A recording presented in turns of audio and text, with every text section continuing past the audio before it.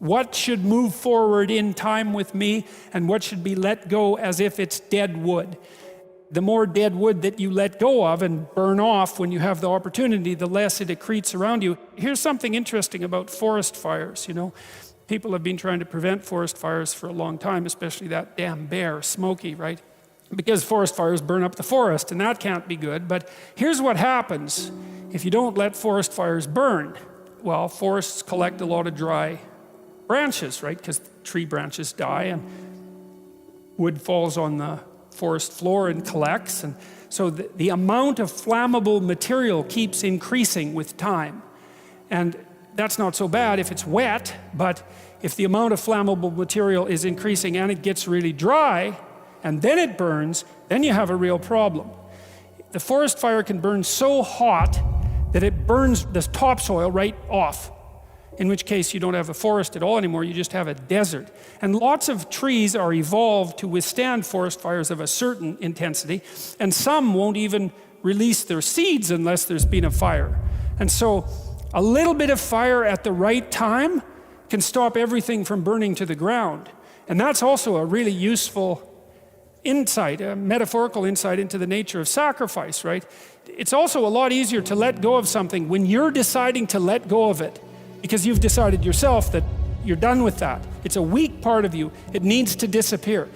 You do that yourself, it's much better and much easier than it is if it's taken away from you forcibly, in which case you're very much likely to fight it.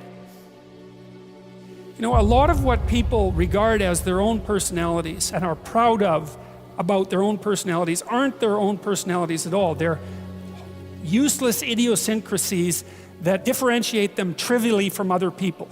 They have no value in and of themselves. They're more like quirks. I remember once I was trying to teach a particularly stubborn student about how to write.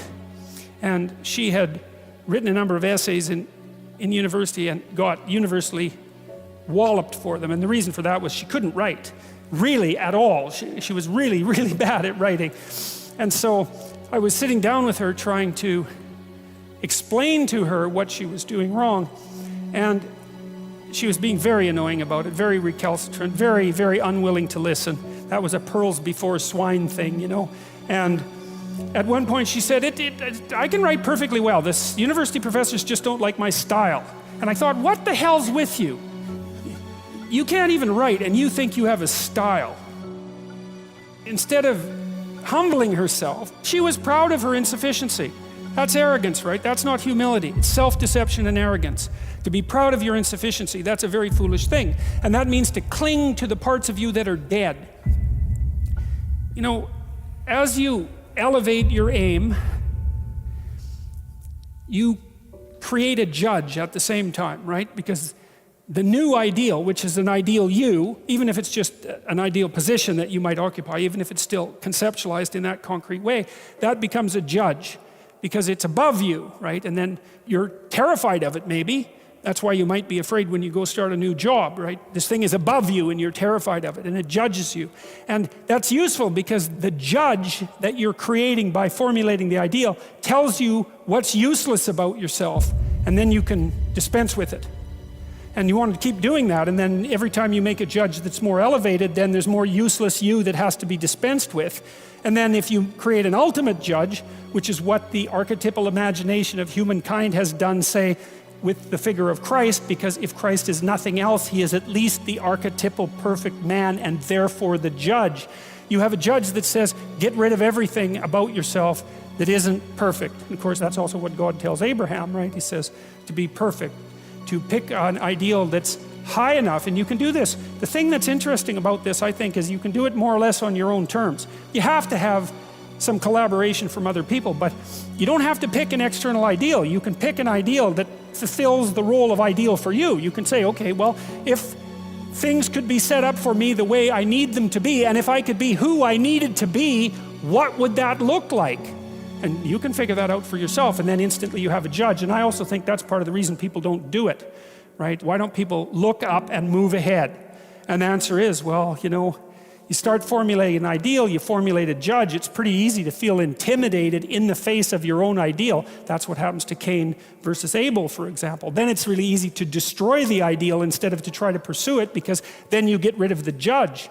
Lower the damn judge if it's too much. Like if your current ambition is crushing you, then maybe you're playing the tyrant to yourself, and you should tap down your ambitions, not get rid of them by any stretch of the imagination, but at least put them more reasonably within your grasp. You don't have to leap from point 1 to point 50 in one leap, right?